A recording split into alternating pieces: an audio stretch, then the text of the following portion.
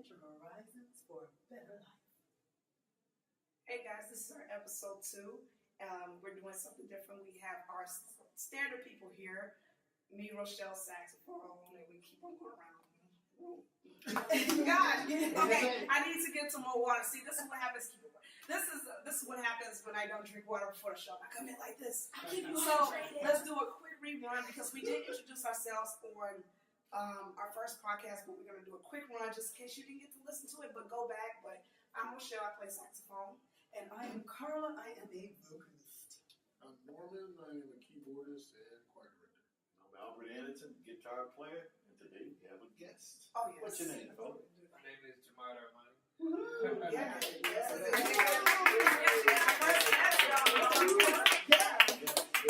You are now part of history. Yes. But it's clean up. Oh, okay. We're not paying for this. He's paying us. He's giving us each a suit. And also, we want to give a shout out to our producer, The behind the scenes, yeah. Marcus. You would not hear us if we didn't have him. You would not hear us if we did not have him. So, And what you did here is without him, you wouldn't like it anyway.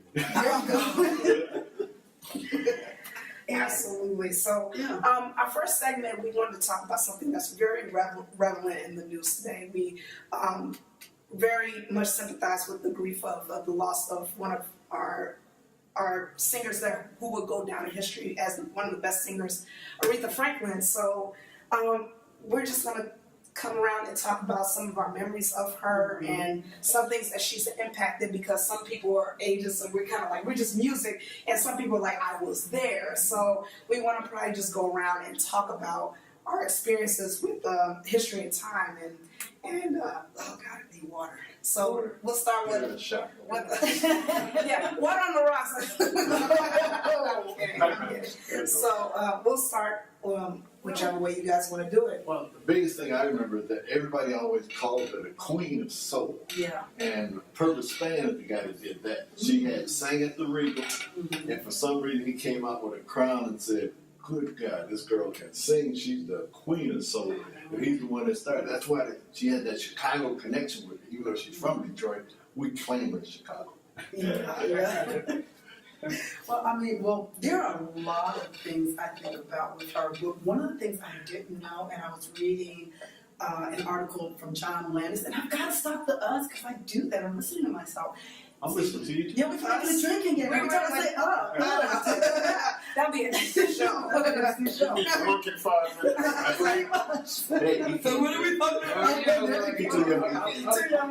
Too young. That's right.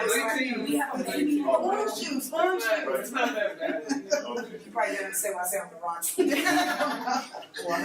Anyway, but John Landis talked about Aretha Franklin being in the first Blues Brothers, and she actually played piano. When she heard the track, she talked about she wanted to play. She asked, the only thing she wanted to change was the piano part. She wanted to play it. That was her plan. That was her plan. Wow. So when you see the first Blues Brothers and you hear her singing, listen to the background music, because all that piano, that's Aretha Franklin doing it. I mean, she was a consummate musician. Yeah, no, actually, I want to intervene right there because that's where I was shocked, because I know every musician has a little piano. Not every musician, but usually most have I have a little piano. But recently, as I've been on social media and watching TV, I'm like, oh, she played piano like that. Like, she can sing. Really? She was like her own little mini Alicia Keys, but I'm so used to her. Thank you. Here's my water right here. Yeah. Thank you. Thank you. But that's one thing I was kind of like, goop, goop, goop, you hear that? Anyway, that's one thing I was kind of shocked about. I was like, wow, she's playing and singing. So I know some people are like, oh, I just have it for reference, but she really knew how to play. And that's one of the things that I've learned about her and her and her journey too. So I'm just used to singers just know how to sing, and whatnot. So I was shocked with that.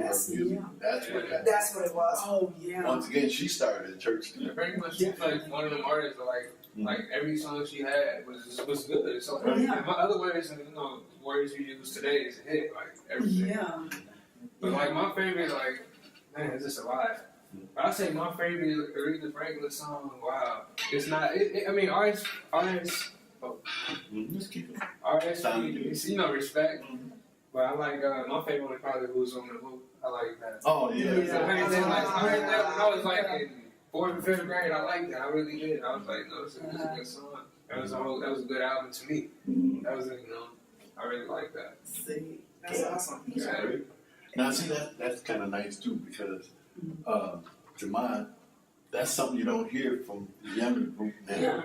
Because a lot of them listen to other stuff, which is, they listen to their music, and you're rounded out by listening to other stuff. I wanted to just go into this industry and just knowing more than other people, because most people they don't know that. Like I told you earlier, they heard Aretha Franklin, and the people I was saying Aretha Franklin, Isley Brothers, Teddy Pendergrass. So I could keep going on and on. I could go on 70s, 80s. I could go on 90s. I know it a lot. For my age. Right. That's a good thing. A lot of music repeats itself. You're like, wow, that's something somebody did a long time ago. And so we listen to now, like, nothing's new, really. Because I think the 70s and the 60s, 70s, and maybe 80s has trumped music. Yeah. Like, everything we're pulling from is, like, from that era. Honest to God. I'm like, I've heard that before, And it's like you have to dissect it because they try to hide it, but really that era of music really has trumped almost like a lot. Well, we create new stuff too, hopefully every generation does, but I'm like, wow, like, but on the past, that's one of the things that they tell you, even an artist that I heard talked about classical music. And he said some of his influence on the way he writes is based on the classical style, but he pulls from a lot of things. And I've listened to a lot of different artists, and it varies you, it makes you a better artist. And like my music teacher used to say, you listen to other genres, you learn other things so that you let that influence you, let that guide you. And it's very fascinating. Norman, do you find that helping even when you're playing gospel music, your classical training that you had? Yeah, most of my training with gospel is sort of stemming from classical. One of my biggest influences was Andre Crouch. He was the first one to come up with, as far as I know, to come up with classical that he put into gospel. Wow. Yes. That's true. And then, that's why it sounds so unique when you hear one of the songs. Right. and that's kind of how I've been doing, is just starting with classical. Somebody didn't turn his phone up. That's okay. I'm not naming no names. That's okay. We're gonna plan this one C. We're called C group. We're gonna plan to turn your phone off. But I know Man, when you can't turn it off. That's okay. But Norman, you have what's your story about Aretha? Where'd you come from? Oh, I can't even remember the first time I heard one of her songs, but Which one? Remember? no, I was just saying I couldn't remember that name because it was so long ago. But I do remember the impact it had, that she had one of those voices where you kind of stop what you're doing Right. Yes. and Yes. just Yes. turn around to listen, Mm-hmm. And it's even kind of hard to focus on the words because you're just hearing this voice, Strong. His strong, magnificent voice coming out there and singing with a sensation and soul that you really haven't heard before. So I think her gospel roots, she took that, and when she started developing and coming out with it, she just kept that as a base of everything she did, and so that when she sang anybody's song, Okay. She made it hers. yeah, She put God right in the center of it. There we go. gospel touching there with her in tones and everything like that, and that set her apart from just about everybody else. Absolutely. I didn't realize she did opera until they were talking about I that didn't know one that. scene. She filled in for, who was that guy? Pavarotti. Yeah. Pavarotti, yes, she filled in for him. And I love what she did with it. I actually went back, because I remember it, but I went back to it on YouTube, and I got the same chills from when I saw it the first time. And I love how she gave that gospel flair to Oh, it. yeah. I mean, actually, you could see as she started going on and on with the song, and you could just see her just totally just relax into it. Oh, That's, okay. and it was like, okay, I own this now, it's mine. Right. Right. You know, and to replace somebody like Pavarotti, that was, I mean, she is the queen of soul, but to come into another genre like that and own it, especially when it comes to something like opera, and own that, that was absolutely amazing. But she had to drag the soul with her, you know, the Well, way that's what she did. I mean, that's what she did. She like it's took coming it. up, creeping into it, yeah. Exactly. And that's okay because that's who you are, and that's what puts your touch on things because Yeah. you'll bring something to the table that somebody else cannot. Yeah. And I think that's your story, your background, and that's the good thing about like people like Aretha who can take like a standard 5-note sequence, but all of a sudden it's hers, like it's hers, and nobody else can do it. And everybody in this room could do the same things, you know, everybody. So that's awesome about what she did, and she made it a mission to do that, and that's what made her a staple in time. And I think that's one of the important things as far as music is concerned. A lot of times these days, people are copying other people. You know? Carbon copies. Yeah, and Prince came out with a song, so everybody wants to sound like Prince. Exactly. Right. Somebody else comes out. Yeah, Yeah, exactly. I've seen Michael impressors. I've seen Michael Jackson impressors, and I'm like, who are you? You know. But She was the lesson in itself that says, you know, be yourself. Be yourself, You know, exactly. Nobody can do you like you can Like do you. Yes, Right. And that's what separates you apart. yes, People don't want carbon copies of somebody else. Right. You know, because you'll be up there doing your little thing and they'll be thinking about who you Right. imitating. there you go. And they'll be saying, There well, you go. no, this is not quite whoever the person was. Unless you're so outstanding that, you know, you get them and they'll say, well, oh, okay, he's better than. That's what Aretha That was happens. able to To do, do it, just right. like with Otis Redding and Respect. But then again, you know, like I said, Aretha didn't come out trying to do Oh, Yeah, Otis she was Redding. doing She was her. doing Aretha. Yes, And that's what, like I said, that's what set her apart. exactly. Because I liked Otis Redding. Yes, yes. But I still he haven't heard it. I couldn't gotta do what listen to that. I Aretha think that's Franklin great did, song, you know, on the songs. Otis Redding did Otis Redding. Otis That was fun enough. Yes. Aretha Franklin will take a song, and you might as well say, if you hear that she's going to say, Forget it. okay, yeah, it's yours. It's yours. You get It's it? hers Because now. I don't even remember Otis Redding's version. I know. I remember he did it. I barely I'm gonna hear look it. this up after the show. I really am. I'm gonna look this one up because I'm so curious. But see, that goes back to being a musician, a consummate musician, knowing your art, knowing your work, that you're able to say, okay, there's this song. How can I make it me? What can I do with this to make it me? When you understand the music that you're doing, you're understanding the genre, you're able to do that. You know, and that's what makes the difference, and that's what really made a difference with her. And when I heard her not only sing, "You Make Me Feel Like a Natural," I love that player, song. yes, Yes. and I mean, she played that song, and I feel like a she natural woman sang after that. I'm like, oh, yes. That's not what my head. I'm like, that is my favorite song of Aretha. I have to mention that in the show. That is my favorite song. Is that the one she did for Obama's Yeah, thing? she did. But that- she did it from you know here what- across the screen. I'm like, What got me was when she played the piano, she got off the piano, Yes. walked Took out over her there, coat. and then dropped that coat. Everybody went, woohoo! That was showstopper. and watching Carole King That was lose cool. her mind. Yeah, right. Carole King, it was Oh, really you saw loud. that? Yeah. Right. The camera zoomed in on her. They was like, oh, look at this lady. Right. But it's And she true. wrote it. And she wrote it, but she realized, like a lot of people say about Aretha Franklin, when she sang the song, she owned it. And you just, as a writer, as Give it a up. singer, you just give it up. Well, absolutely, because I think writers are kind of like, who can I pick to bring this one to life? Right. Because I hear it, but there's a certain sound I hear. Like, you Yes. know, there's a lot of people that go behind the scenes, and I think that's kind of cool that they can say, well, I can write it, but there's somebody that can bring this to life, to bring it to a story, to what, you know, where it needs to be told. So I kind of like that. So I think that was good. Yeah, the one with the ensemble, that was just I'm looking amazing. forward to that. There's one record on my new CD that I'm putting out that is going to be very interesting because I'm expecting somebody else to do it besides me because I think it'd be done better by somebody else. You know, Yeah, absolutely. Yeah. because I know my version is one thing, but the words and stuff, I said, somebody do this, I'll be tickled picture.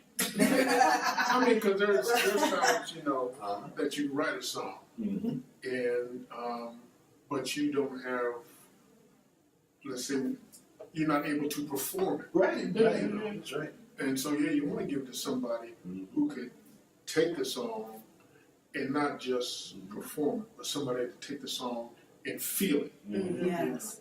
That's and like Aretha, she owned it. It became part of her soul, her makeup. Yeah. And then that's what she brought it all out from. And it came out in different ways. You know, you can't script that. No. Right, you cannot. You sure can. And it's innate in her. So, but yeah, we definitely appreciate Aretha for the legacy and that she brought in. That water did not work. So we definitely appreciate her and definitely a history, a staple in time, absolutely. Yes. So if you wanted to wrap up this segment, maybe because we do have a guest artist here that we also like to introduce and whatnot. So that's it. Yeah, let's move on. Fantastic. And we will be right back with the Seed Group after this commercial break. You're tuned into the Seed Group podcast. We're here to inform your mind and expand your horizons for a better life. I'm Carla and I'm a vocalist. Hi, my name is Rochelle. I play the saxophone. I'm Norman and I'm a keyboardist and choir director. Albert Anderson, guitarist, and if you need any of us, call 708-351-033. Welcome back. We have in the studio rapper Jamaad Armani. You heard him earlier in the podcast. Hello and welcome formally to the Seed Group. And This is actually the part where we talk about you, and get to know what you do and what's your craft and where you plan to go. So I hand the mic over to you. Okay, my name is Jamaad Armani, and I'm glad to be here. Thank you. Cool. Thank you for being with us. Appreciative for this opportunity. Very appreciative. Awesome. We'd like to hear some of your stuff, but like you said, you're working on copyrights and stuff. You know. Be like, it's a business thing, man. It's a business thing. Yeah. He's like in a minute black out. Yeah. Like, it's a business But thing. it's great. But it's true. Yeah, we can have you back once everything's copywritten and we can hear a little something. Maybe So a that's couple of perfect. Yeah, a couple of them. So that's great. So we look forward to having you back. But right now you're here and we want you to tell us some things about yourself, about your work, about your art. Well, about my music, like the music I want to make, like I'm not like everybody else. I want to try to, be different. Okay. In a way, like stand out, because like stuff you on the radio, you hear people talking about it's stuff cliche, talking about killing, pop pills, all that negativity. I don't want it. That ain't me. Something I positive. want to have positive stuff, positive vibes. How like people that listen to my music, they was younger, older than me, saying I like your music. And I know and like at a young age, like I said, I'm only 19. I want to have music that's relatable, and people like can relate to my music. And it's actually like facts. It's nothing that's like untruthful or lies and nothing like. No, I'm an honest person myself, so I'm honest. I make honest music, and so. And so you're what from as I understand, you're what we call a clean rapper. You don't Right. use a lot of profanity. And, I decided to like change my music around because I feel like when I changed it around, it was a better outcome. It's very good. Yeah. Something different on scene, absolutely. It's something different. It's like kind of like at the last moment. I was like, you know what? I like this approach better, Mm-hmm. and that's what I kind of stuck with in my stuff. Okay, and people responded to this. Tell them again, because I think they might have missed how people responded when you kind of changed. Like it was people that I'm not lying to you. People that was younger than me, older than me, people that didn't even listen to rap or R&B just in general. It's like I like your music. I don't even listen to it, but I like it. And it all started from this song I had made called a Name, and I know I can't play it on. We want to protect you, man. We want to protect you. Yes. If it's a good song, we want to make sure you get the And proceed. it's a song that needs to be on the radio. Everybody tell me it needs to be on the radio. Is Like, that good?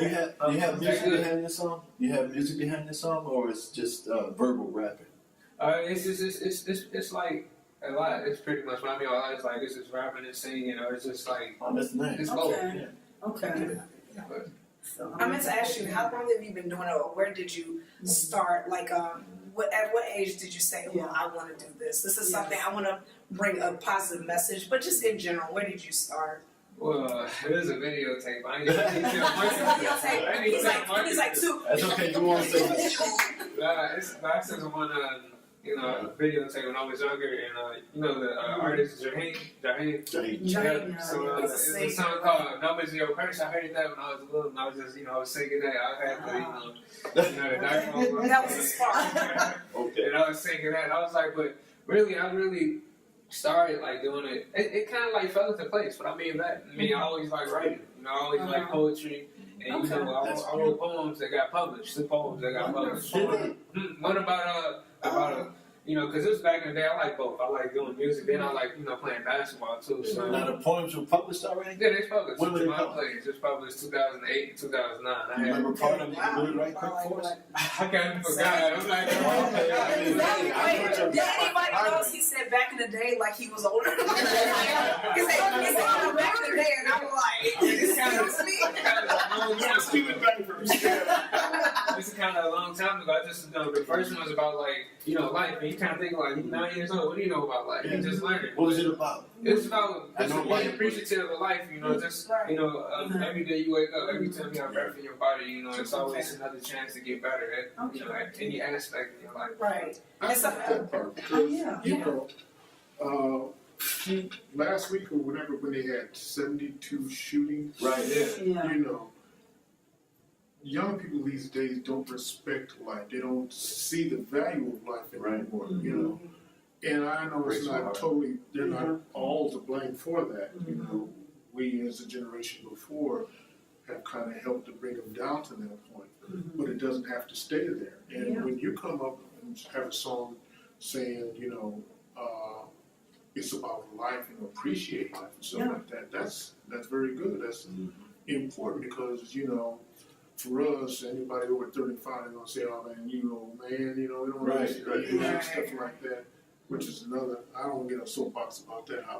This is the only nation where There's still people in here. we don't value the wisdom of our elders. That's why I said that make me stand out more because I'm not listening. I mean, when I speak about, I love talking to people's person. And sometimes it's not about age, it's about your experience. Because there's some people that, been going the same circle for 40, years. And there's some people that have been doing a lot more. There's some people in my job that are like younger than me. And they're just like, I've been on my game. And I said, wow, so your life has been like an adult for the longest. So, but age does come with it. But it's really good that you're putting that positive message out there. Like, hey, my generation is more to this than what you think. And that's what I think I like about it. And we need more role models, right? And that's wonderful what you're doing and what you will be able to contribute to not only artistry but to your contemporaries. And I think that's absolutely amazing and fantastic. So now in this quest of yours, do you know what steps to take?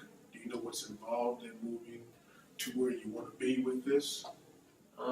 Honestly, I really don't know the answer to that. I mean, I just, I feel like I need opportunity. That's how I feel like, And you said it yourself earlier. You was like, opportunity is not endless. You only get that once. So, I saw I didn't tell you this either, but it was at somebody I knew. I didn't know him like that, but he did music too. But my mom kind of knows him cause she does business and she kind of has clients. But he got signed literally a couple days ago. And I was happy for him. I'm like, I'm happy for him. I'm like, if he can get signed, I know I can get signed. Thank you.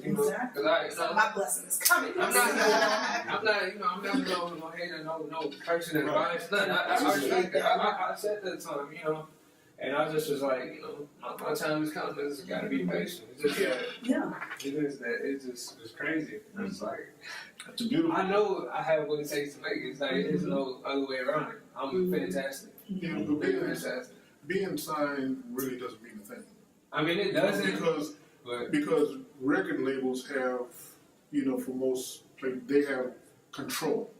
Because a lot of artists don't know about the power that you would have as an artist and take advantage of that because they just ready to sign the dotted line. I'm going to be rich, I'm going to be famous and all that. And they basically sign away so they can have all kind of great records or great songs and everything like that. And the publishing companies or producers, whatever, say, well, we're going to, you got to mark your beat. If you say, I'm not going to do that, they say, fine. Take your music and put it on the shelf and nobody ever hear it. Yeah. You know, so so in other words, don't make the mistake of being so quick to get signed. Mm-hmm. What you really need to do is, because, you know, I'm impressed by you. Yes. Very And much so. I think that you probably do have what it takes to be very influential as well as popular and probably sticking rich, and don't forget to give me a lot of money for that. But what you should do right now is, at this point, is concentrate and learn the background parts of The The business. business of the business of it, you know. Yeah. So that if somebody comes up to you and say, "Oh man, you're great. Here's a contract." Exactly. You know, you don't say yes. Just right. Exactly. You don't even know what you're saying, but yes, it's signed. Yes. But then you look at it and you know, or you take it to a lawyer afterwards and say, Oh, yeah. "Man, you just signed your life." Yeah, Should've you're signed Right. So this almost goes back to what we always say in this group. It's like, when do you define success for yourself? And like, that's something that everybody has to write down for their own selves. Like, when do I define success? If it's been an independent artist, if it does mean getting a contract, you know. And so, yeah, you have to read the dotted lines of the contracts. Yeah, but that's one thing I like about myself. I'm smart. Absolutely. I'm not gonna do that. Create that sound, like you said. It's I'll just look at it. Like right now, I honestly look at it. I'll tell my best friend to read it. Like, can you read this for me? Read it Most out. people, I don't know, like my age, like I said, I'm different. I have like I'm young, but I feel like An old young soul. person, you An know. old soul. Yeah, I like to read all that. I don't know, most people, they don't like to pick up no book. They like to be on their phone. So don't get me wrong. And that's like my mama told me. She was like this: don't be on your phone. That's just like you making money off of it. Oh, wow. Thank you for that seed right Yeah, there. we needed that. Thank Wait a minute, you. that was a good scene. That was a good Thank scene. you. That was That was a fantastic. great seed. That's a bar in a rap. That should be a rap. Yeah. My mama, she do got bars, so I'm not. She got some nice on. Me featuring my mom, yeah. She had said, I can't say it. I can't say Oh, it's not copyrighted yet. I understand. But you know, knowledge is power, and I'm really, really excited about the fact that you are walking in knowledge and you're willing to be a sponge and take knowledge from other people that they have to impart to you. And I appreciate that as well. I'm looking forward to hearing some of your. Yeah, I was gonna say, like, when's the next time you're playing? Like, let our Yes. listeners know, like, hey. Exactly. man, I don't know if like after this, like y'all trying to hear it after, because Yeah. Okay, that'd be kind of interesting. That'd be awesome. Like a couple That'd be minutes, awesome. like 2 minutes. But you Like, know, give them a 30-second sample. 30 second sample. 15 minutes, 15-second sample. Like 15 second sample. or something like that. Because we've been trying to protect you, but yeah, but like, do you know when next time you're playing, or do you want to advertise that right now, or as we are like? You know what? Nah, I guess I'll just play a little. Okay. I guess I'll play a little. Okay. No. No. I said no. I don't do it. No. Uh, No. I love Oh, it. now I'm Back to curious. copyright. Back to Oh copyright. yeah, I forgot. Magic words. See, my thing is because I've been there and done that and lost money like that 2 or 3 times. There's a record right now that a guy in California want to redo that I lost the rights to, but it's on my label. That's the only reason he called me. And the record was put out in 1979. Oh. And he heard the beat on it and said, "Man, I like that beat. Can I use it?" I said, "Yes, just give me credit." He said, "How much do I owe you?" I said, "You don't owe me a dime. Just give me credit." See, but there's a difference there. It's copyrighted. So if he uses it, he still going to have to pay me. I'm not asking for no money, but eventually if it does something, he has to pay me. That's why, like Norma was talking earlier about copyright. Yeah, You want to make sure you have your stuff copyrighted before you put any of it out there. that's It's true. okay to let your friends hear or your certain circle. Because they're Trusted not gonna, circle. Trusted, and everybody they're not like gonna go that. past Trusted it. circle. It's going to stay right there, and they're looking for you to release it. And see, Yes. at this point, like you said, you're really good. And what were you saying? You could actually, Like I could just make anything. I could literally rap off anything, sing off anything. Like you talk about dirty, it don't matter. Like I feel like So you got 200 songs. That's awesome. Yeah. I literally have just 12. I have to admit. I only wrote down 12, and I'm like 200. I'm like, I'm having problems with sex. Cause it's kind of crazy. Cause I said like when I make it, I got songs like for certain artists that I want them to sing. Like I'm not lying. So Also, you're gonna write for other Good. Okay, Good. good. There you go. You know, of course. That's what it is, really. That is I want to work with Lady Gaga. You know, one of my fun things that like we were talking about respect. One of my favorite records is what's that one by Whitney Houston? Oh, I was love you. By Dolly Dolly Parton wrote that and produced it and did it, and it tickled me because I said, "Oh, I remember that." And then I said, "Wait a minute, that's not the same." Yes, it is. Yeah, she made it. Whitney made it hers. Hers. Once again, even though it's But who yours. got paid? Right. Dolly. Thank you. Dolly's like, keep singing, girl, keep singing. You know, because interestingly enough, Elvis Presley wanted to record that. Oh, But really? Elvis Presley had and folks, you can Wikipedia this. But So listeners, but Elvis Presley actually had a thing where he liked to put his name on songs that he did not write, and he wanted to have his name on the song, and so she turned him down. She said it broke her heart to not have him on there, and because she said she would have loved to have heard him sing it. Oh God. But, you know, as the world has a way of working things out, Whitney wound up doing it. And she got paid for it and over and over and over again. Yes. Dolly ain't saying nothing, keep singing. And you know, and I love also the turn that Whitney put on it and starting it off without any accompaniment.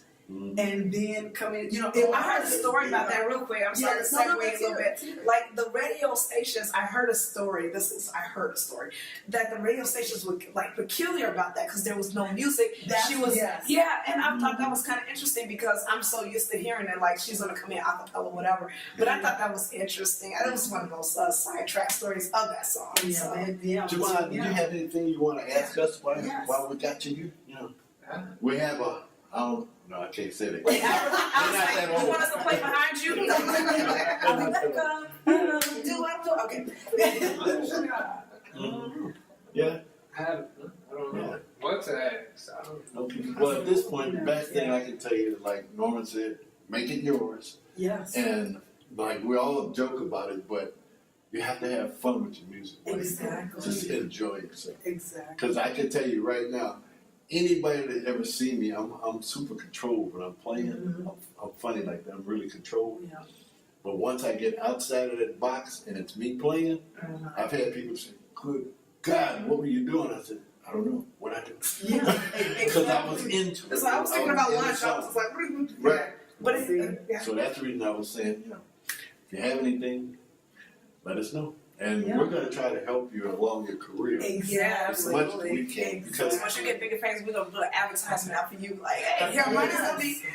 And backstage passes, of course. Yeah. Right. No, we'll get those first. No, we get those first. Get the backstage passes. Okay, that's Hey, can I say this? Yes. Oh, absolutely. No Might problem. be a little bit off topic. Well, not off topic entirely, but you know, so if y'all look out, you know, the window, it's kind of like this is, you know, two girls right there. It's one with dreads. Her name is Diamond. She's pretty good. So, Diamond? Okay. yeah, she's pretty good. She's a rapper? No, she's a singer. She can like sing out this world. Ooh, the stratosphere. Okay. But the thing is, though, it's kind of crazy. It's kind of crazy though, like.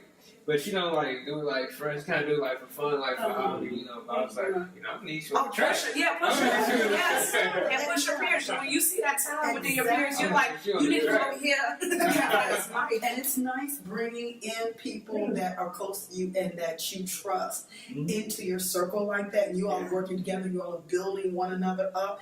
It's a great thing. It's fantastic. And maybe we go out there and interview her. Like, come here, She don't need crazy attention. No, it's okay. She doesn't know. Wait. Be like, she doesn't know. This is your interview. This is yours. This is definitely yours. This is definitely yours. Because So. part of the C group, what our mission is to bring out information, you know, to help connect people with other people, situations with other situations for your benefit.